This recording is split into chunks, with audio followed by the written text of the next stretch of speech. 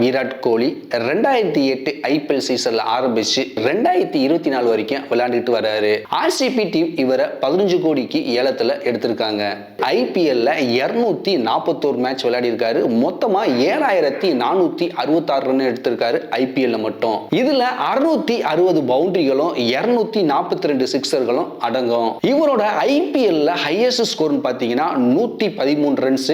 இதுல 7 சதங்களும் 52 அரை சதங்களும் அடங்கும். அதிகபட்சமா 2016 சீசன்ல 973 ரன்ஸ் எடுத்தது இவருடைய சாதனைகளில் ஒண்ணு.